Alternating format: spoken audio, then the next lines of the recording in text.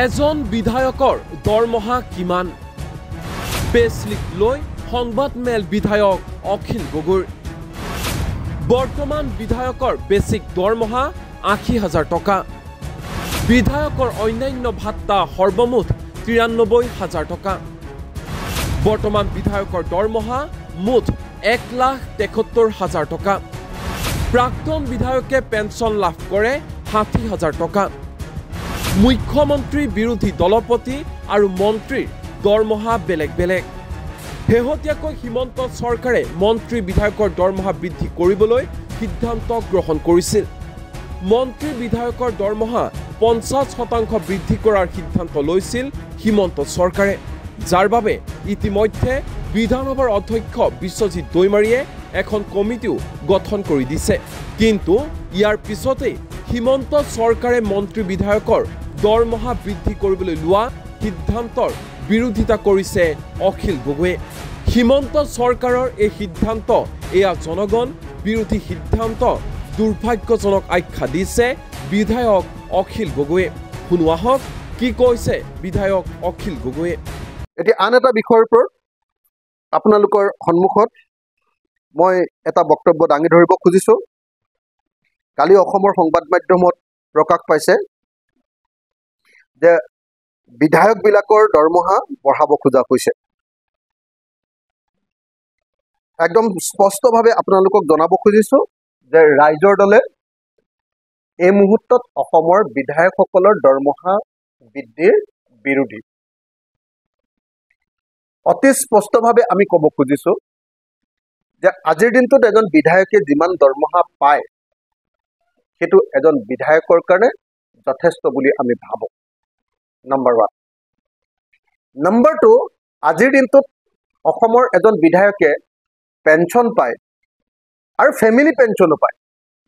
অথচ সেই বিধায়কে সেই চৰকাৰে আমি দেখিবলৈ পাইছোঁ যে চৰকাৰী চাকৰিয়ালবিলাকৰ পেঞ্চন নাইকিয়া কৰি OPSৰ ঠাইত NPS কৰাৰ ব্যৱস্থা কৰিছে।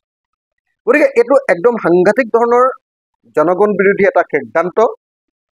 যি সময়ত বানপানী হৈ আছে সেই সময়ত বিধায়কৰ দৰমহা বৃদ্ধি কৰিবৰ কাৰণে কৰা কুচকাৱাজ কেতিয়াও মানি ল'ব নোৱাৰে। এই মুহূৰ্তত মই আপোনালোকক বিধায়কে কিমান দৰমহা পায় আমাৰ পে শ্লিপৰ পৰা আপোনালোকক কৈ দিব খুজিছোঁ। এজন বিধায়কৰ বেছিক দৰমহাটো হ'ল ৮০,০০০ টকা।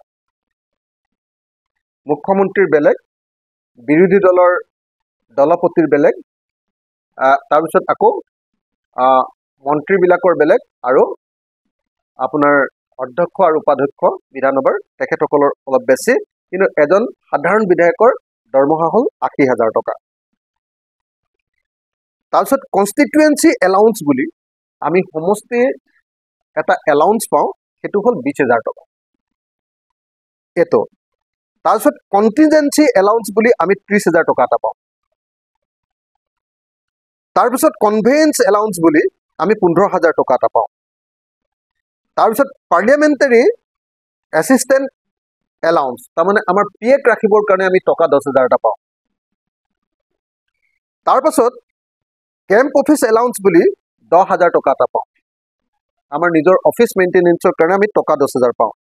আৰু টেলিফোন চাৰ্জৰ কাৰণে আমি ৬,৫০০ টকা পাওঁ আৰু নিউজ পেপাৰৰ কাৰণে ১৫০০ টকা পাওঁ। সৰ্বমুঠ এজন বিধায়কৰ সৰ্বমুঠ দৰমহা হৈ গৈ সকলোবিলাক লগাই সৰ্বমুঠ হৈ গৈ ১,৭৩,০০০ টকা। তো গতিকে যি সময়ত এজন বিধায়কে ১,৭৩,০০০ টকাৰ সৰ্বমুঠ তেওঁ ড্ৰ কৰে দৰমহা হিচাপে, ১ নম্বৰ। ২ নম্বৰ, এজন বিধায়কে তেওঁ পেঞ্চন পায় আৰু সেই পেঞ্চনটো আপোনালোকে নিশ্চয় জানে যে পেঞ্চন ৪০,০০০ টকা আৰু হেল্থৰ কাৰণে মেডিকেল এলাউন্স পায় ২০,০০০ টকা। মুঠ ৬০,০০০ টকাৰ পেঞ্চন পায় আজিৰ দিনটোত এজন বিধায়কে। আৰু এতিয়া বাতৰি কাকততে পঢ়িবলৈ পালোঁ যে এতিয়া অসম বিধানসভাই বিধায়কসকলৰ দৰমহা বৃদ্ধি কৰিবৰ কাৰণে ব্যৱস্থা কৰিছে। বাতৰি কাকততে খবৰ পালোঁ যে অসম বিধানসভাই, বাতৰি কাকততে খবৰ পাইছোঁ দেই, যে অসম বিধানসভাই ইতিমধ্যে অসম বিধানসভাৰ কমিটিৰ পৰা পাছ কৰি ইতিমধ্যে অধ্যক্ষৰ হাতত দাখিল কৰিছে আৰু অধ্যক্ষই ইতিমধ্যে সুভাষ দাস ডাঙৰীয়াক অধ্যক্ষ হিচাপে লৈ এখন কমিটি তৈয়াৰ কৰি দিছে। এই খবৰ আমি ইতিমধ্যে লাভ কৰিছোঁ। আৰু সেই কমিটিয়ে অচিৰে বহি লৈ সিদ্ধান্ত ল'ব বুলি জানিব পৰা গৈছে। আৰু তাৰ পাছতে অসম বিধানসভাত সেই কমিটিৰ প্ৰতিবেদনৰ ভিত্তিত অসম বিধানসভাত আমাৰ যিখন এক্ট আছে দৰমহাৰ, সেই এক্টখন সংশোধন কৰি দৰমহা বৃদ্ধি কৰিবৰ কাৰণে ব্যৱস্থা লোৱা